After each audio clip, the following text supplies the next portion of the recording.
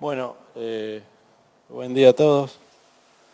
Tengo otra biografía no autorizada, pero esa no la vamos a contar por razones de que involucran las historias familiares de ser hijo de inmigrantes, productor agropecuario, ese tipo de cosas.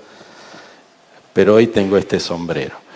Yo voy a hacer una presentación sobre la base de alguna pregunta un tanto arriesgada, que es cómo sigue la agricultura. Y ustedes saben que los economistas somos bastante complicados para hacer predicciones. Así que es más un espacio de reflexión para compartir con ustedes cómo la vemos, junto con un grupo de gente, lo que podríamos llamar el futuro del agro. Y ahí viene la primera cuestión que tiene que ver con por qué la pregunta es pertinente. Y la verdad que a mí me parece que la pregunta es pertinente porque, la verdad, no hay ningún economista que no está hablando de la palabra griesa. Es la única vez que lo voy a nombrar. ¿Qué hay detrás del fenómeno que estamos ahora a corto plazo tratando de reencauzar? Lo que pasó es que la economía argentina se quedó sin dólares. Y uno de los sectores básicos que generaba dólares en Argentina desde inicio de los 90 hasta el 2008 de manera creciente era el sector agropecuario. Y le fue poniendo, de la mano del maridaje entre la siembra directa y las semillas transgénicas y ese tipo de cosas, algo así como un excedente de 3 a 4 mil millones de dólares por año el balance de pagos. Y eso hizo que la economía argentina crezca a las denominadas tasas chinas, con un poquito de contabilidad creativa en la medición. Acordémonos también de eso. Y eso ocurrió en un país macroeconómicamente caótico en varios aspectos, pero que implicó que la agricultura pase en 15 años de 40 millones de toneladas a 96, 98, hasta el 2007-2008. Y el problema de fondo que tenemos es que este sector, junto con otros, desde el 2008, está remando en dulce de leche. O sea, está en una situación en la cual no puede reencontrar el sendero de equilibrio. Entonces, cuando empezamos a ver las condiciones de fondo, la pregunta de por qué el agro es relevante, o la pregunta de cómo va a ser el agro es relevante, tiene ese aditamento y esa perentoriedad en respuesta por la circunstancia de corto plazo, pero es un problema mucho más complicado y más de largo plazo. Pero no solo el agro, y esto quiero ser enfático, es un señor que provee dólares, porque si no le estamos adjudicando un rol que no es el correcto en mi modo de ver. ¿Qué es lo siguiente? Ocurre que además el agro se ha vuelto un motor de desarrollo para lo que es la generación de empleo indirecto, la tecnología y algunos otros atributos que yo lo resumiría de esta forma. Cuando el maíz florece bien y llueve en la ventana de oportunidad, los pueblos del interior y las ciudades medias del interior y algunas ciudades no tan medias tienen un soplo de producción y de dinamismo que si no se apaga. Y eso es un dato nuevo sobre el cual me parece que tenemos que considerarlo como base para lo que va a ser el futuro de esta agricultura. Entonces digo, tengo una pregunta que es ¿cómo sigue el agro ahora, después de 4 o 5 años donde estamos remando en dulce de leche? Y si quieren la respuesta rápida y nos vamos todos, no la tengo. La verdad que no la tiene nadie. Lo que podemos hacer es pensar en conjunto en el marco de un proceso donde todo lo que escuchamos esta mañana, yo y ustedes ayer a la tarde, respecto a maleza, forma de cultivo, etcétera, etcétera, es una parte más relevante, sin duda, pero una parte de todo este fenómeno. Entonces, para eso yo voy a hacer 3 bloquecitos de presentación, o 3 partes en las presentaciones. La primera parte tiene que ver con, no nos olvidemos dónde está el mundo. Ahora estamos muy preocupados por la soja, y de hecho yo también estoy preocupado. Digo, a mí me gustaría una soja de 550. Pero también recordemos, porque hay mucha gente en el auditorio, así, ojo, buen cubero, 2/3 de la gente que está acá tiene menos de 40 años. Que el modelo de producción agrícola, no el modelo sojero, porque es más que el modelo sojero, es el modelo de producción agrícola argentino, se modeló con una soja de $220.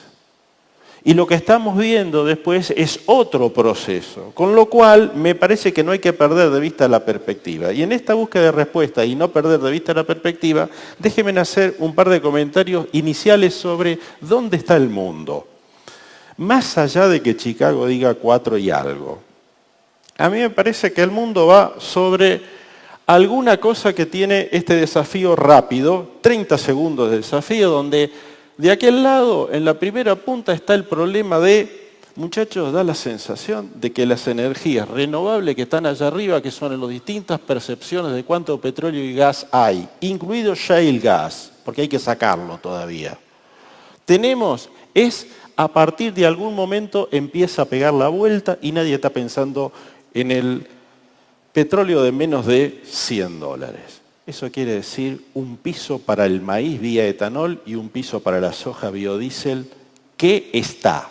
Segunda cosa, lo que está acá arriba a mi espalda es el mapa del mundo de lo que va a ser el crecimiento de personas de acá a 25 años.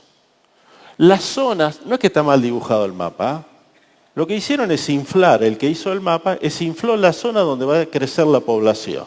Y la población va a crecer básicamente en las economías en vías de desarrollo que van a comer proteína verde primero y proteína roja después. Roja, blanca, el color que le guste.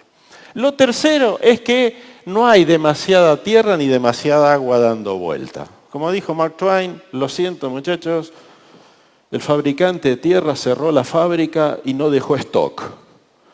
Con lo cual, estamos en un escenario donde usted tiene presión por todos lados y encima se corren las isodietas y sube la temperatura. Con lo cual, la presión que hay sobre el recurso natural es espectacular. Eso es lo que explica la tendencia de fondo, acá y en todos los países del mundo, de que el precio de la tierra tenga precio exponencial a largo plazo. Por supuesto, esta historia de la tierra no puede decir cuánta tierra queda para este chiste, y ahí lo que vemos es una primera estimación de que en el mundo debe haber algo así como unos 400 millones de hectáreas disponibles. Hay que ponerla en producción, es todo un complejo, eso está en países de institucionalidad complicada como África, etcétera, etcétera. Pero hay algo de tierra para poner en funcionamiento sobre un nivel de tierras cultivadas que está en $1.500 millones. O sea, esto no va a zafar o no se va a solucionar sumando más hectáreas. Y la segunda cosa es que para Argentina pasa una cosa parecida, con lo cual lo que estamos pensando es que va a haber algún manejo y alguna presión muy fuerte sobre el tema tecnológico. Idem con el agua, ahí está calculado por cantidad de metros cúbicos de agua dulce disponible por habitante, con lo cual uno termina diciendo, miren, el escenario en el cual se plantea cómo sigue la agricultura es un escenario donde hay tierra adicionales un poco, compatible para la agricultura un poco menos, con infraestructura mucho menos, con lo cual hay mucha más presión sobre la tierra que ya está en funcionamiento que la que va a llegar. Ese es el primer plano que no hay que olvidarse, porque si no, uno tiende a bajar las manos. A ver, los que están en el negocio agrícola hoy, hace por lo menos 25 años que están. Entonces, si vamos a mirar para los próximos 25, más vale miremos el escenario global, más allá de las distorsiones de corto plazo con las que tenemos que convivir cotidianamente. Entonces digo, a este primer plano que es el internacional, a mí lo que me está dando es una historia de este tipo de oportunidad. ¿Qué tiene la Argentina para ese truco? La Argentina hizo una cosa así. 100 años de agricultura. Llegamos tarde a la Revolución Verde. El cuadro ahí de Norman Blau, ese está bien, pero atrasa 25 años para Argentina. ¿Se acuerdan del Pampa? Llegó en el 61. Y el arado 4 rejas con vertedera, eso atrasó 25 años en Argentina. No quiere decir, que retrasó, atrasó en su puesta en marcha o tuvo un retraso de unos 20 a 25 años. Lo que ocurrió en los últimos 25 es todo lo contrario, es que viene la Revolución Verde tardía, el INTA, los híbridos Made in Argentina, etcétera, etcétera, y por último apareció la siembra directa a los organismos genéticamente modificados y pasamos de 42 millones de hectáreas a 100. Depende de cómo medimos los 100. Básicamente como medimos maíz. Porque si maíz pues sacamos lo que es forrajero, vamos a estar en 98 o 100. Pero no nos vamos a ir a 110. Y ahí estamos estancados en los últimos 6 años. Más allá de los eventos de 2 cosechas climáticamente complejas, pero estamos en principio en un plató. Ahora, ese salto brutal, más allá del plató, tuvo 3 cosas básicas. Una demanda mundial que subió, la adopción temprana de un paquete tecnológico del cual no voy a hablar, y sí quiero hablar de la forma de organización del agro, porque muchas de las cosas que están ocurriendo y van a ocurrir a futuro tienen la impronta de cómo está organizado el negocio, que tiene como epicentro una cosa que a mí me está dando vuelta académicamente hace rato, que es ¿quién es el productor agropecuario? Porque yo tengo en la cabeza 40 años atrás el productor agropecuario, el que tenía la tierra, etcétera, etcétera, y sostenemos que el productor agropecuario hoy es una red de intereses mucho más complicada y que hay que conocerla al dedillo para ver cómo son los mecanismos de difusión de las nuevas tecnologías o de enfrentamiento de los nuevos problemas o en todo caso de acotamiento de estos desafíos que se nos plantean a futuro. Sobre lo cual yo voy a gastar ahí sí un ratito más de tiempo viendo cómo es esta idea de lo que Argentina tiene como base de organización del negocio. Primero están los dueños de la tierra que en su vida vieron ni se pusieron la bota para ir a cultivar y que ahora entraron a ser arrendatarios. Déjenme decirle que 2/3 de la agricultura de la Argentina se hace sobre tierras arrendadas, con lo que eso significa. O sea que hay un señor sentado en un lugar que es reservorio de eventualmente todas las cosas que pasan sobre la tierra, pero que está solamente más interesado que involucrado en el problema. Del otro lado le aparecieron las empresas de producción agropecuaria, algunas con tierra propia y otras sin tierras propias o con un pedazo de tierra propia y tierra alquilada.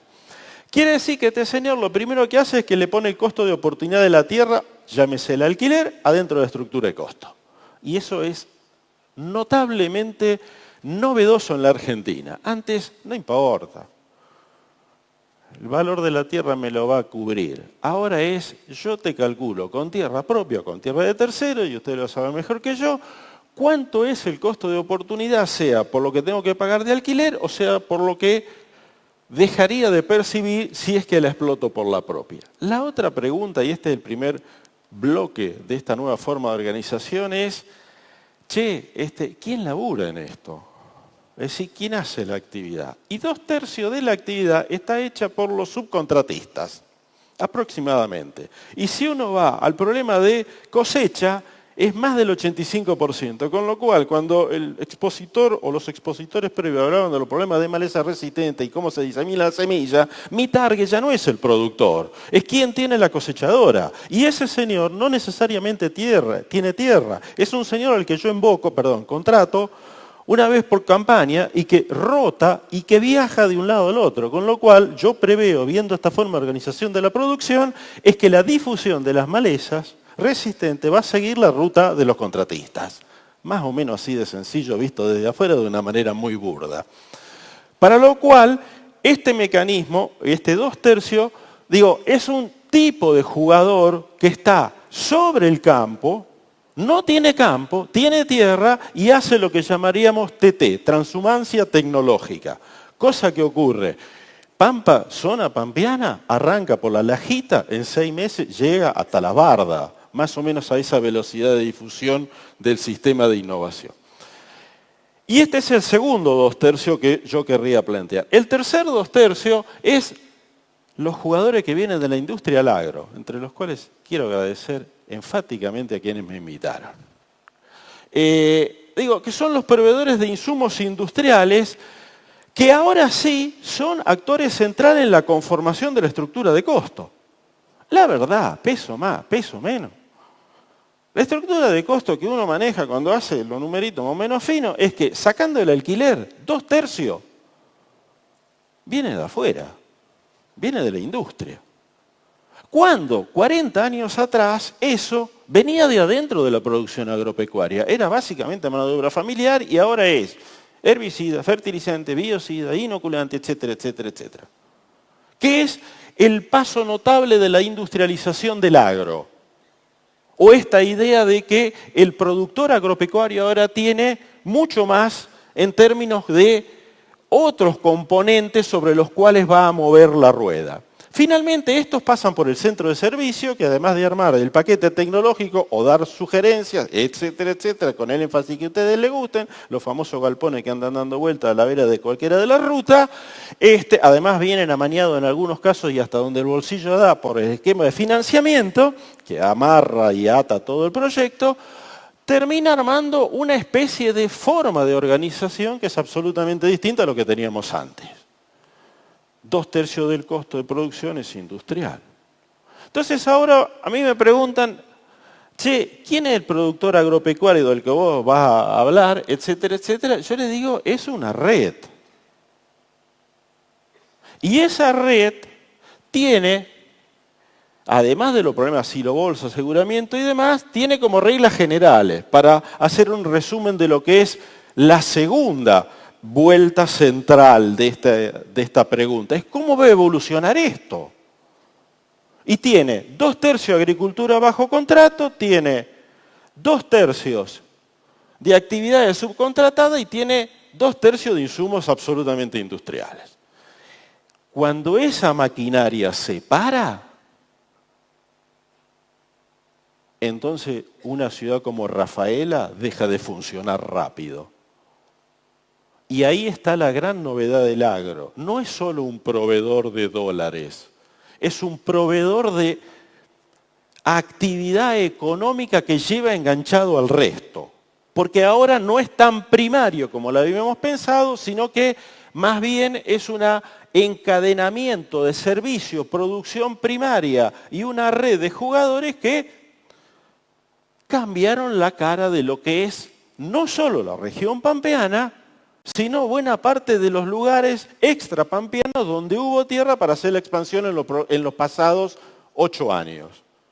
Y esas son las 8 millones de hectáreas que se sumaron a las 20, 22 del Corn Belt argentino en versión vernácula de La Lajita, Chaco, Pampa del Infierno, etcétera, etcétera.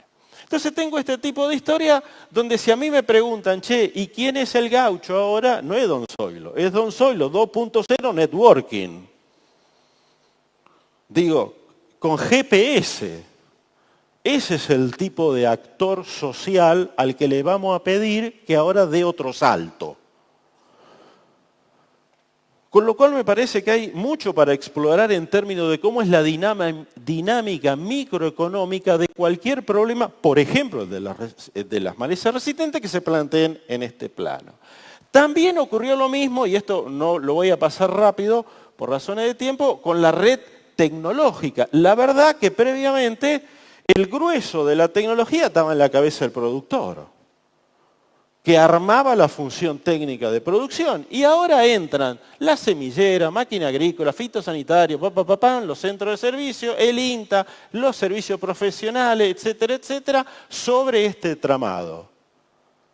O sea, es un juego colectivo, donde más allá de cómo es el reparto, yo tengo que estar seguro de que si hago las cosas bien, el de al lado le va a interesar que a mí me hagan las cosas bien. Porque si no, vamos a entrar en problemas. Digo pensando en función de los desafíos que plantéanse por malezas resistentes y demás. Es un problema de la red, no un problema de un actor particular. Entonces, con esa estructura, el paso siguiente que uno se podría plantear es, bueno, viejos mitos para resumir. Este era el agro como lo veía la ciudad o como la ciudad veía el agro hace 40 años. Era un agro, y a veces algunos funcionarios públicos da la sensación que lo siguen viendo igual. Y otros políticos también. pero eso lo digo entre nos. Total, no se graba. Digo, da la sensación de que el agro es alimento, que es poco dinámico técnicamente. La verdad que cuando uno los escucha 2 horas acá a la mañana, se da cuenta que eso no es así. Que tiene demanda de trabajo reducido, que está relacionado con la naturaleza y que es una actividad extractiva. Y la verdad, me parece que la cosa va mucho más allá. El agro es alimentos más biocombustible, más bioplástico, del cual vamos a hablar otro día. O biocombustible de segunda generación en base a degradación de lignina usando el rastrojo de maíz, etcétera, etcétera, o el rastrojo del sorgo, o usando el sorgo dulce o alguna de esas bananas.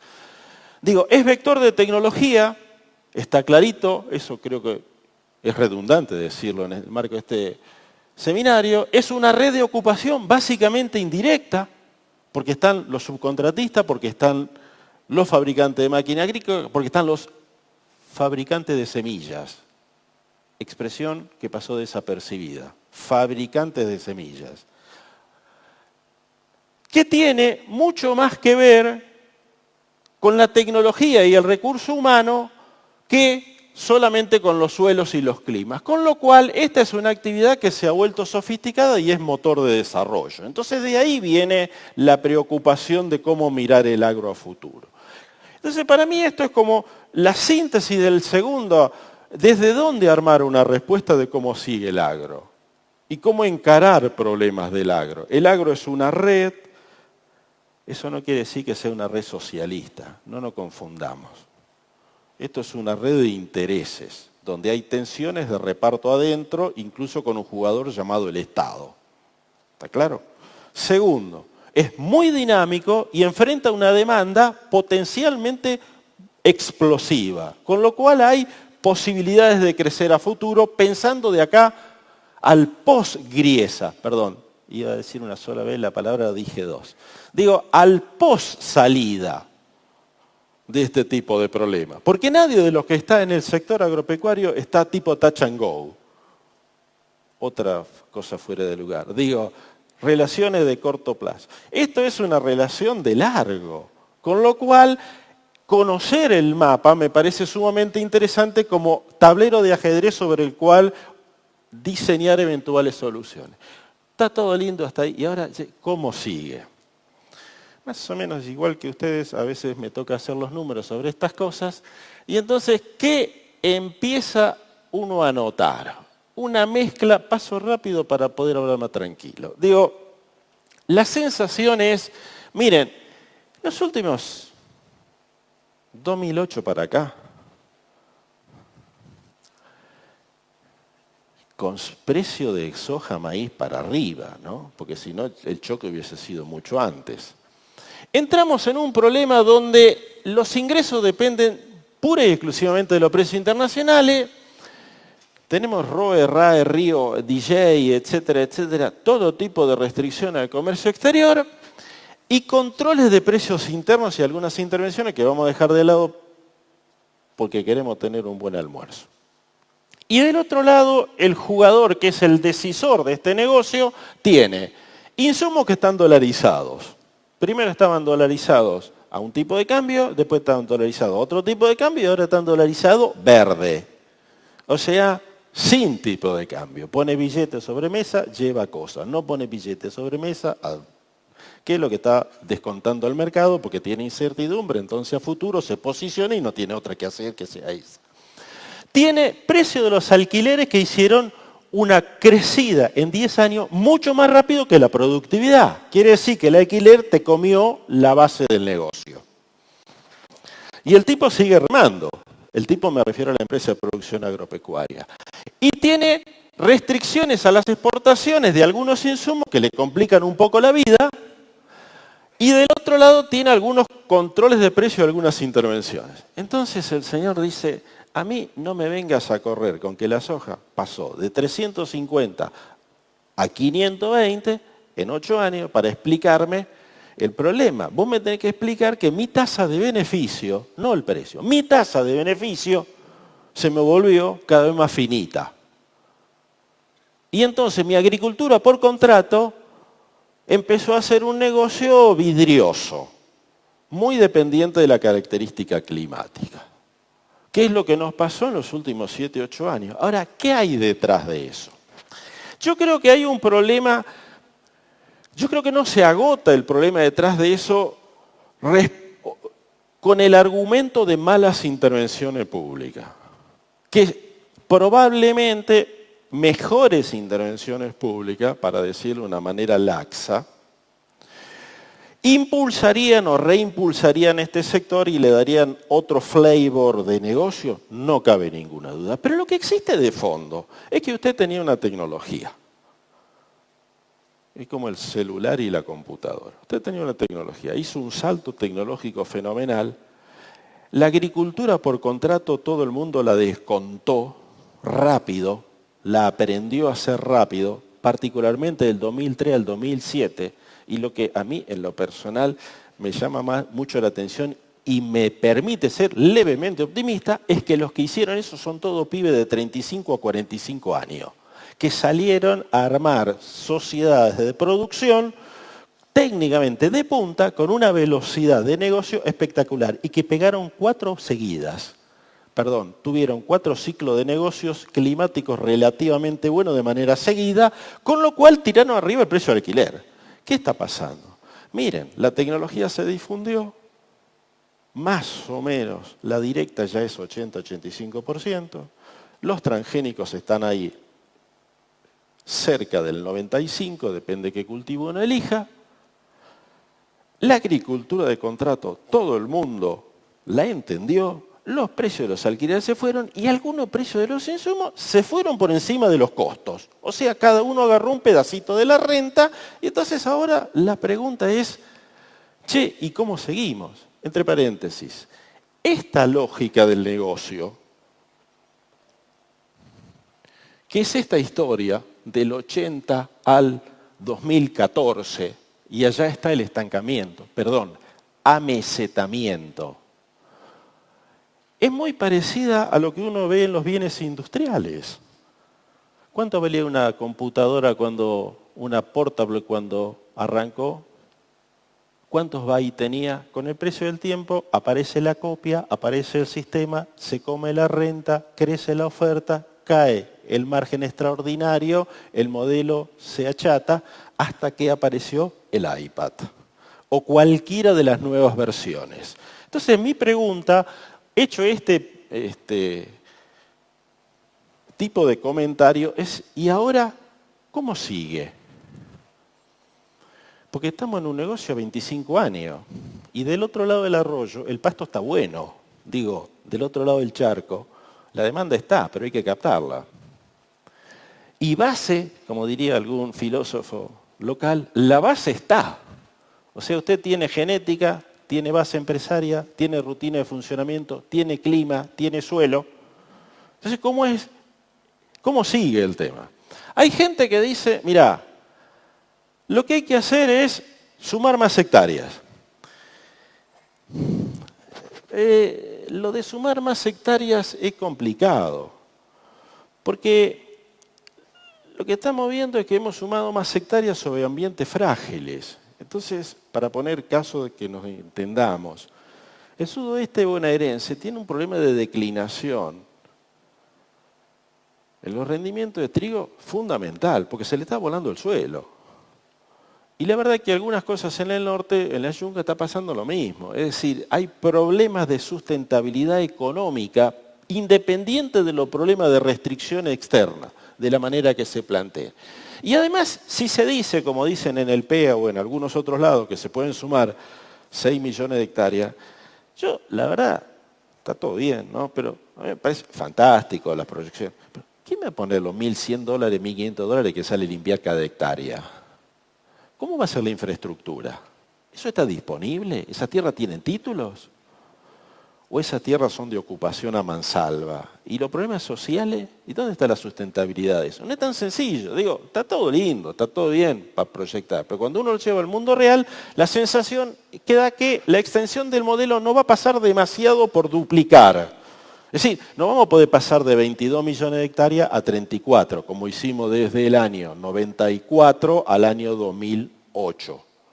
No vamos a sumar 10 millones así tan fácil. Entonces el problema es afinar el nuevo modelo, que es la otra variante. Porque no todos los productores tienen el mismo estándar. Eso es también muy notable. Y entonces aparece toda esta lógica de cómo hacemos para tratar de mejorar el modelo que tenemos y afinarlo. Eso da ganancia 1%, 2%, 3%. No es el salto del 2003-2006. Ahora, con crisis o sin crisis, el que hace bien los deberes de afinar está mejor parado que el que no lo hace. El que no lo hace le pega un desafine, va a la banquina. Para que me crean en términos académicos, esto se expresa diciendo que va a tener una tasa de rentabilidad negativa y una pérdida de capital sustantivo si no toma todos los requisitos de cobertura de riesgo que implica operar en mercados inestables. ¿Se entendió? Entonces, digo, esa es la otra alternativa y la tercera es, ¿cómo va a ser el nuevo salto tecnológico? ¿No? De los cuales hay puntas.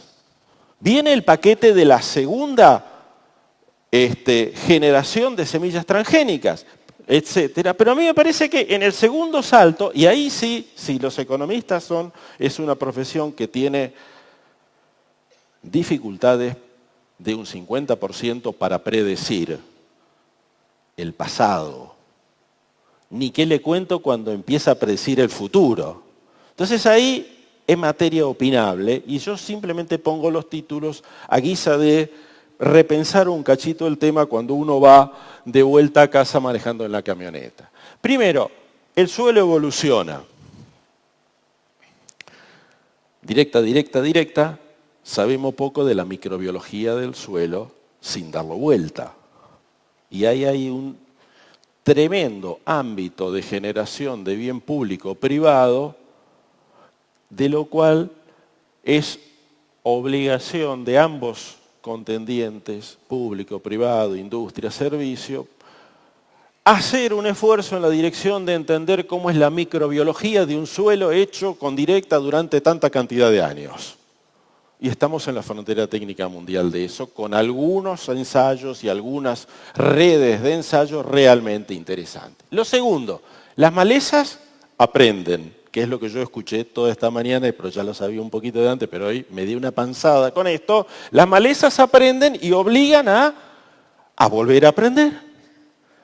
Y no es solamente el aprendizaje de yo hago directa, no, es un proceso completo abierto en términos sistémicos, donde cada variable se va moviendo y el tipo que está arriba aprende. ¿Y el tipo que está arriba quién es? Y es el proveedor de insumos, el pibe que va a la chacra y te dice qué es lo que hay que hacer, el productor que toma la decisión, hasta el dueño de la tierra que cuando arma el alquiler te dice, che, ¿y si me pone un sistema de rotación? Porque me estás degradando. O sea, es un aprendizaje múltiple. El clima cambia. Bueno, hoy hace 30 grados. Las isodietas se han movido a una velocidad que pasó imperceptible, pero en 15 años San Luis es una provincia pampeana. Eso también juega en un ejercicio de pensamiento de una empresa que uno quiere que dure 10, 15 años. Y se suman las restricciones del agua. Entonces con eso, ¿qué es lo que estamos viendo nosotros con un grupo de gente más que viene del mundo de la organización industrial? Digo, lo que estamos viendo es como dos tendencias, que son como dos vías paralelas. Hay gente que te dice, mira, el ambiente, ya no te dice el suelo, el ambiente. Clima, bicho, bacteria, honguito, maleza, animalito, paloma que va, paloma que viene, etcétera, etcétera, es un dato y tiene un equilibrio que en cada predio vos tenés que saber cómo funciona.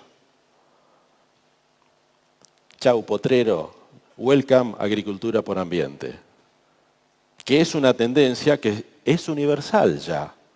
Si es así, el conocimiento es encontrarle la semilla justa y el proceso justo en el marco de una programación, palabra que hoy se debe haber repetido por lo menos 25 veces. de la producción en ciclos que van más allá de una cosecha, que es un tipo de modelo que te va a demandar mucho conocimiento propio de cada zona. Y del otro lado está esta idea de armo combo, que es la forma más industrial de enfocar el problema. Es decir, yo te consorcio semilla con varias traits, varios componentes de paquetes de varios herbicidas, más otro tanto de biocida, más una semilla de una forma y te vendo el paquete. Y trato de que ese paquete sea, por razones comerciales, y eso hay que decirlo abiertamente, homogéneo para todo el mundo. Esos son los dos modelos que nosotros vemos dando vuelta a nivel mundial. De punta, porque Argentina acá juega la primera A. Digo, dato así insignificante, pero sumamente ilustrativo. Que cronistas agropecuarios de las radios de mayor difusión estén en este preciso momento transmitiendo The Farm Progress Show de Estados Unidos es un dato de que estamos online con la mejor tecnología del mundo, o por lo menos con el tipo de preocupación y de desafío. Digo, estas son como dos vías paralelas que notablemente tienen senderos comunes, porque tienen demandas comunes, demandas, por ejemplo, de mayor ciencia y técnica. La verdad que cuando uno mira quiénes son quienes se exponen en los congresos, la gente se siente a escuchar científicos que antes estaban en un paper y ahora van al campo. Y los productores que antes estaban en el campo vienen a escuchar a un científico y tienen a veces problemas de lenguaje. Pero interesante es que ambas vías plantean que no alcanza con que llueva, que hay que ponerle mucha ciencia al tema y que se ha vuelto un tema de una complejidad científica espectacular. Segunda cosa, da la sensación de que los procesos biológicos, cuando uno empieza a hacer investigación en lo mismo, tienen como una dinámica propia. Es decir, nadie está levantando en este momento los ensayos a campo porque hay un problema de semi-default o porque el tipo de cambio está ajustado. Eso es un negocio a 20 años, con lo cual hay cierta autonomía que en algún momento se planta sobre el sector productivo y lo hace saltar, en ambas posibilidades o en ambas versiones del tema. Y tercero, que da la sensación que el productor agropecuario dejó de ser Don Zoilo 0.0 y pasó a ser ahora una red de intereses. La mejor conformación de la red de intereses, discúlpenme si es una falta de respeto, yo la vi en el café.